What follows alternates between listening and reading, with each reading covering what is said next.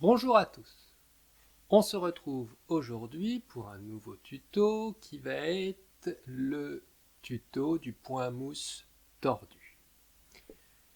Comme d'habitude, abonnez-vous, likez, commentez, on se retrouve juste après ça.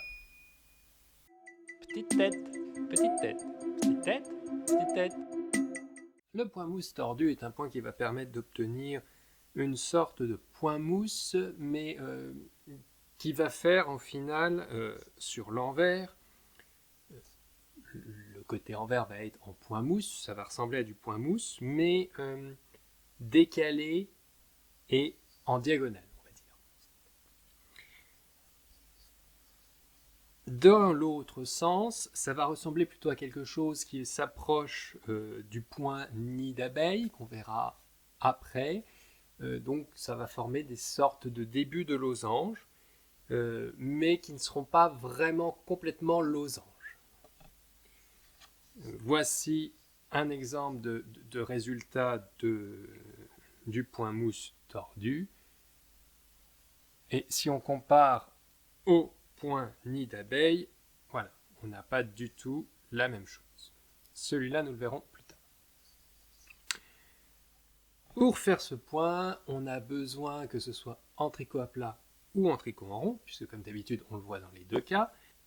On a besoin de mailles endroit, nail, et de mailles doubles ou nail bellow, donc de mailles doubles endroit, et de mailles doubles envers dans le cas du tricot en rond, donc pearl bellow. On a donc besoin de ça. Je vous rappelle que j'ai fait les vidéos de ces deux points précédemment. Vous pouvez les retrouver dans le petit i si vous ne les avez pas suivis. Je ne réexpliquerai pas tout ici, mais je vais vous montrer quand même comment on fait ce point malgré tout. En tricot à plat, comme d'habitude, on peut être sur un nombre, par défaut c'est un nombre impair, c'est un nombre multiple de 2 plus 1, on va dire, souvent, puisque en fait il y a un décalage de 1, donc on peut dire multiple de 2 plus 1, mais on pourrait être sur un nombre pair, sur un nombre impair. Il n'y a pas d'importance puisqu'au final, c'est nous qui nous arrêtons à un endroit défini et on sait reprendre puisqu'on sait où on s'est arrêté. Donc comme toujours, pour moi, à plat, on n'a pas de limite. On peut faire pair, impair la plupart du temps, à part quelques points très particuliers qui nécessitent automatiquement un certain nombre de mailles minimales pour pouvoir faire le point. C'est un point qui se fait sur 4 lignes, donc c'est très rapide à faire, et c'est un point très simple à faire une fois qu'on a la méthodologie. Il n'y a vraiment pas grand-chose de particulier à faire. Une fois qu'on a monté nos 9 mailles, on nous dit que la première ligne, on fait du tricot en droit, du 9. Donc c'est tout simple, on fait notre jersey en droit et on ne s'occupe pas d'autre chose. Donc on tricote bêtement notre jersey en droit.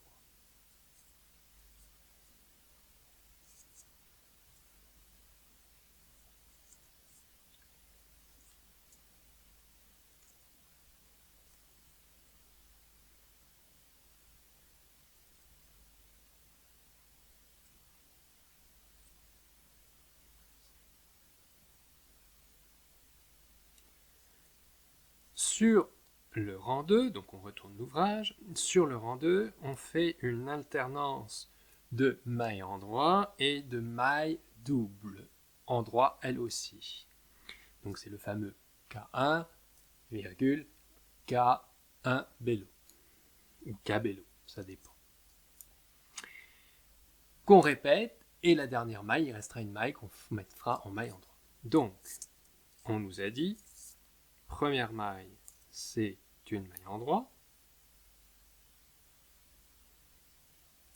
Donc vous comprenez déjà pourquoi je dis que c'est un point mousse, puisqu'en fait on va ne faire que des mailles endroit. Même s'il est un peu particulier, comme le point mousse, on ne tricote que des mailles endroit. Première maille, on fait une maille endroit. Deuxième maille, on fait une maille bello. K1 bello. Alors, la fameuse maille, il faut prendre dans le centre de la maille du dessous, tricoter en droit et relâcher l'ensemble. Ce qui fait qu'on a deux mailles qui sont tricotées en une seule maille. Celle du dessous et la maille qu'on avait actuelle. Donc on continue, on fait une maille en droit, une maille K1 bello, on fait bien attention de bien traverser au centre, une maille en droit, une maille. Alors sur le premier, sur les débuts de rang, c'est un petit peu plus compliqué puisque les mailles sont, il y a moins de place. On fait une maille en droit et K1 bello. Alors là, pareil, elle a un peu de mal à vouloir venir. Hop, j'élargis un petit peu la maille, voilà. Et je termine par une maille en droit comme on me l'a indiqué. Sur, de nouveau, donc là on a fait le rang 2, le rang 3 et comme le rang 1, on fait des mailles en droit. Donc comme pour du point mousse, donc là rien de particulier, on tricote ça rapidement.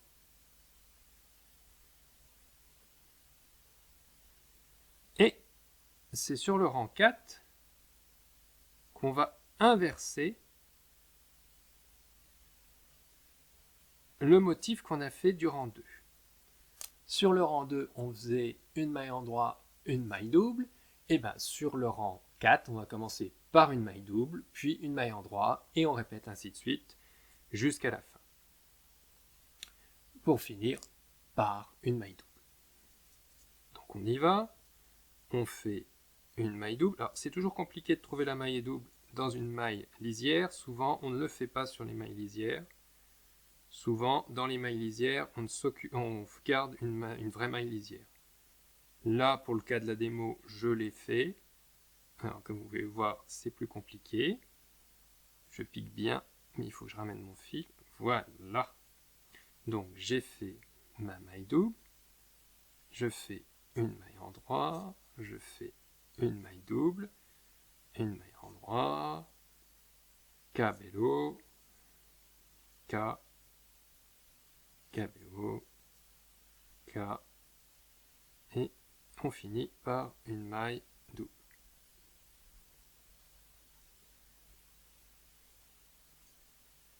On vient de faire en fait le point mousse tordu.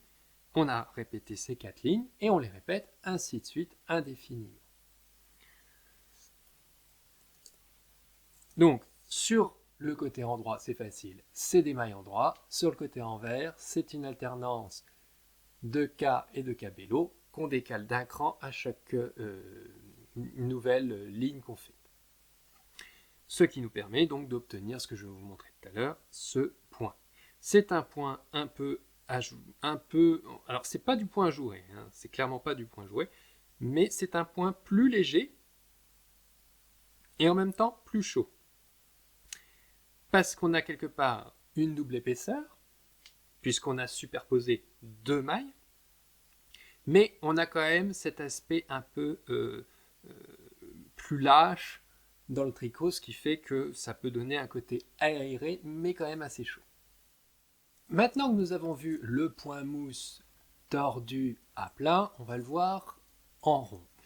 En rond, il y a une petite différence, puisque en fait, ça ne peut être fait déjà que sur un nombre pair de mailles, c'est obligatoire.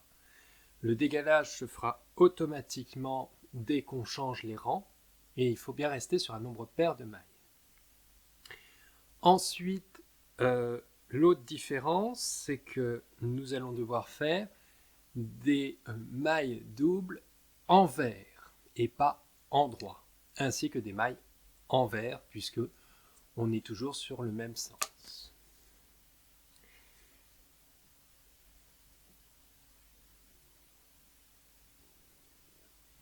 Je vais monter 10 mailles pour cette vidéo.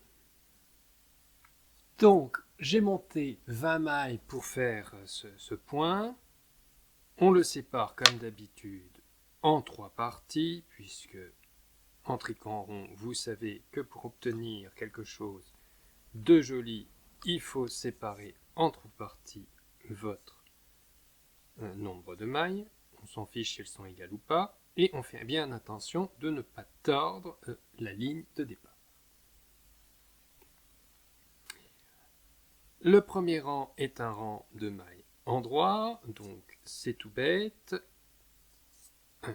Si on prend dans le bon sens, donc je disais c'est tout bête, on tricote une maille endroit. La première maille, comme d'habitude, on la serre énormément pour pouvoir être sûr d'être bien joint. On fait les autres mailles après. Donc que des mailles endroit. On n'oublie pas, comme là je l'ai fait, de mettre un marqueur, comme d'habitude. C'est une, comme vous l'avez pu le constater, c'est une de mes habitudes d'oublier de mettre un marqueur quand je commence un Magic Loop. Donc, hop, je retourne en arrière. Voilà, le marqueur. Le marqueur vient ici. Et on reprend les mailles.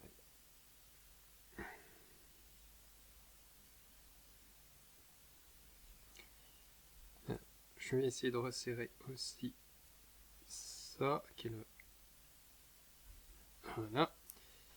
Donc je vais faire tout mon rang de mailles endroit et on se retrouve pour le rang 2. Nous sommes arrivés à la fin du rang 1, on va faire le rang 2. Donc le rang 2 consiste à faire une alternance de mailles envers et de mailles doubles envers, donc P1 et P1 bélo. Donc on va regarder cela. Donc je fais une maille envers que je serre pareil bien, puisqu'on est toujours sur les débuts du cercle pour être sûr que les mailles se fassent bien. On fait une maille envers bélo. Alors là, vu que j'ai pas beaucoup de place, c'est un peu plus compliqué. Donc je vous rappelle que la maille double envers, c'est on traverse la maille du dessous, qu'on tricote en envers, donc hop, et on relâche tout. La maille suivante, c'est une maille envers. Ensuite, de nouveau, on va reprendre. On a une maille double envers.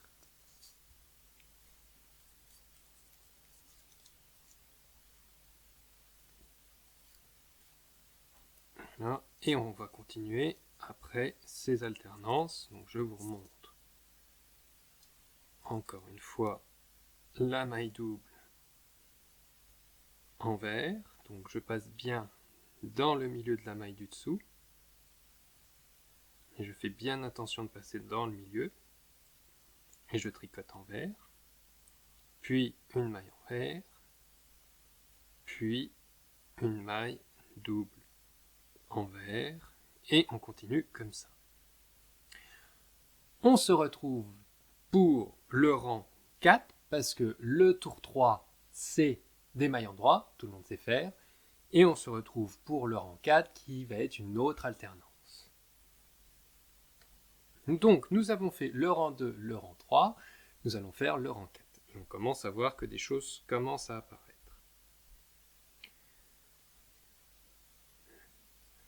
C'est ce côté-là qui nous intéressera une fois fini, et pas ce côté-là qui est l'envers. Le rang 4, ce coup-ci, au lieu de faire P1, P1 bélo, on fait P1 bélo, P1. On a décalé d'un cran les deux mailles qu'on répète pour pouvoir faire ce décalage qui est dû au fait qu'on fait un point mousse tordu. Donc là, pareil, on va piquer dans la maille du dessous en plein son centre. Et on fait toujours attention de bien serrer la maille qui raccorde pour être sûr d'avoir quelque chose qui soit assez uniforme au niveau de la jonction.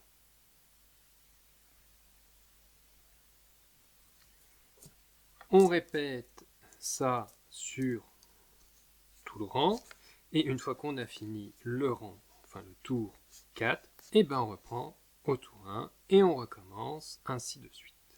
Donc il faut imaginer qu'on obtiendrait quelque chose de cylindrique qui aurait cette forme-là une fois fini. Comme on peut le voir, que ce soit à plat ou en rond, les points sont très faciles à faire. C'est juste une inversion, un décalage d'un cran à chaque coup du motif, et c'est tout. C'est un point qui peut être utilisé à la place d'un point mousse dans un ouvrage. Typiquement, ça donne un autre effet. Ou si vous voulez faire à la place du jersey aussi, on peut très bien l'utiliser. C'est tout sur ce point. Comme d'habitude, si vous avez des questions, commentez. Si vous avez des propositions, commentez. Ou si vous voulez juste me dire merci, commentez. N'hésitez pas à liker, partager si vous pouvez.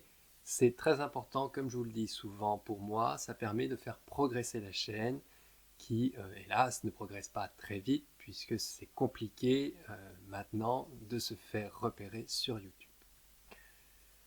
À la prochaine. Bye!